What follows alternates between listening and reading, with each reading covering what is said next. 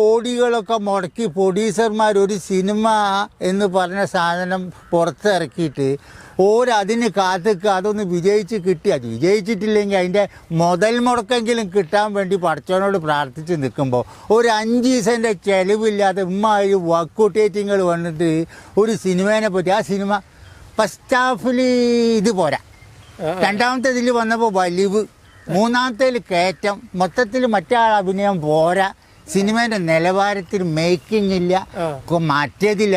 ഇവൻ എത്ര സിനിമ എടുത്തതാ, എടുക്കട്ടെ. എന്നിട്ട് നല്ല നല്ല സിനിമേനെ തകർക്കാൻ വേണ്ടി സമൂഹത്തിൽ ഇത്തരത്തിലുള്ള കുറെ ഇരപ്പ വർഗങ്ങൾ ഇറങ്ങിക്കുന്നു. നല്ലത് ഇവിടെ പണ്ടൊക്കെ നമ്മളൊക്കെ സിനിമ കുട്ടിക്കാലത്ത് കണ്ടം വെച്ച കൂട്ട്, നായര് പിടിച്ച പുലിവാൽ, ഈ സിനിമയൊന്നും ഇങ്ങനെ റിവ്യൂ കുവ്യൊന്നും ഉണ്ടായിട്ടൊന്നല്ല.